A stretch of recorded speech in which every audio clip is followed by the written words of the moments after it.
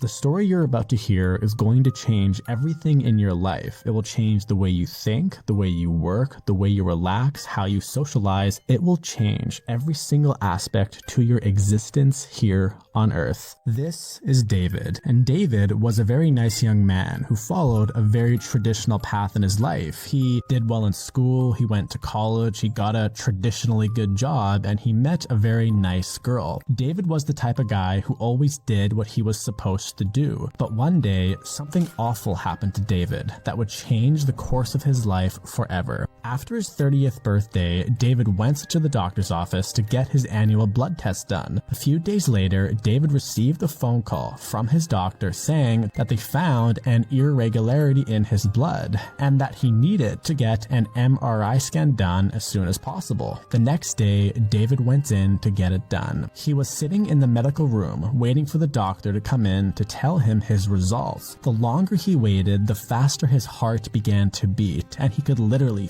feel and see the sweat droplets crawling down his face inch by inch. Every minute that went by felt like an eternity. The door opens, David sees the doctor, and he immediately could tell that something was off just based on his empty expression. "Hello, David," the doctor said.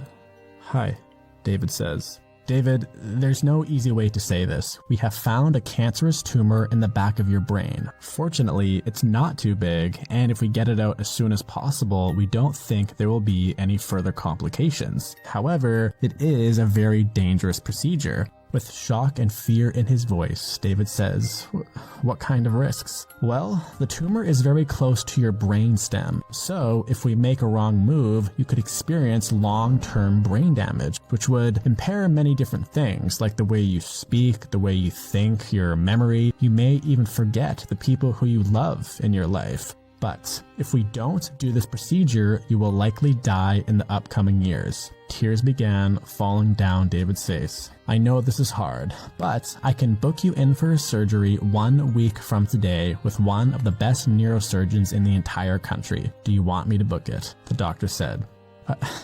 I guess so," David said. "Good luck. My prayers are with you," the doctor said. The following days would prove to be the most confusing days of his life. This situation made David reflect on all the major choices that he had made in his life, like going to school, choosing his career, his girlfriend, even the city he lived in. He literally thought of everything, and the only feeling that he really felt was this weird, dull emptiness that he couldn't even really put into words. The days leading up to the surgery, David completely isolated himself because whenever he saw someone that he loved, he was just reminded of the fact that he may forget them. It was now time for the surgery. David laid there on the white medical bed in the operating room waiting to be put to sleep. The idea that these doctors were going to cut his head open and then go into his brain with their little tools to remove a lump of tissue that was slowly killing him was both unbelievable and terrifying to him. The doctor came in, looked right into David's eyes and said, "It's time. When I put this mask on your face, it will release a gas that will put you to sleep. Start counting backwards from 10, starting now. 10, 9, 8, 7... David had fallen asleep for potentially the last time in his life. While David was asleep, he began to dream. Random memories came fluttering back to him, some good, some bad, but even in his dreams, that confused, empty feeling still haunted him. Within his dream state, David suddenly found himself appear in a totally black room with just him and a mirror. He walked over to the mirror and he began to stare at himself. "Hello," his reflection said. "What? Hello?" David said in shock. "Don't be scared. This is just a dream. Plus, I'm not actually you," the image said. "Right, this is just a dream," David thought to himself. "Well, you certainly look like me and you sound like me. If you're not me, then who are you?" David said. "I'm who you think you are," the image said. "I'm who you think you are? What does that even mean?" David said. "I'm the person who you think You are, the image said. You just said the same thing twice, David said. Sorry, I'll be more clear. I am the accumulation of all the voices that you have internalized from other people, like your parents, your friends, and society, who all wants you to conform to what their idea of who you should be. To put it simply, I'm the person who the world has told you to be, and unfortunately, it looks like you have listened to them. David looked down for a moment, still feeling confused. I'm the person who the world has told you to be, David thought to himself. So you're saying I'm fake?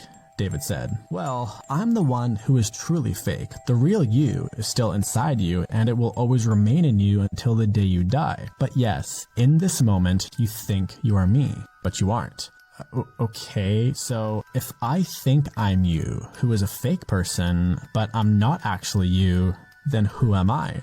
That is a great question. You should probably figure that out before you actually die for real. Oh, did you hear that? Looks like our time is up. I sure hope you stop listening to everyone so you can finally start living your own life. David wakes up. The surgery was a success. He is now physically healthy. When David got home from the hospital, he just sat in his room trying to absorb everything that had just happened. He was confused, happy, angry, all mixed into an emotional cocktail. As he was feeling all of this, he once again saw his reflection in the mirror in his room. He began to stare at himself very intensely, just like he had in his dream. But this time, nobody spoke to him. Then suddenly, David began to feel very, very emotional. But this time, it wasn't that empty or confused feeling that he had experienced before the surgery, but rather, it was this powerful feeling of loss and sadness because, for the first time in his entire life, he realized that he had no idea who he really was or what he wanted out of his life. He felt like a lost human being. And this is how most people live their whole lives. They pick a career that they don't really like. They choose a partner that their friends or their family will tell them is a good one, and they will choose a value system that social media or society tells them is a virtuous one. Most people live a life that is not their own. They are being fake without even being aware of it. World-famous psychologist Donald Winnicott calls this fake person the false self. And being infected with the false self is the reason why so many people wake up at the age of 80 filled with regret, because they realized that the life they had just lived wasn't actually the life that they wanted. If every single person on earth got rid of their false self and truly understood themselves, they would know exactly the type of career they would want to have, or the type of spouse or partner they would want to be with. They would know every single thing that they needed in order to be 100% happy. But most people will be infected with the false self disease until the day they die. And the only cure for this disease is that you have to stop listening to other people who tell you how you should live your life. And then once you do that, you have to become self-aware in order to figure out what type of life you want to live. It's better to live half a lifetime being the person who you truly are than to live 100 lifetimes pretending to be someone who you aren't.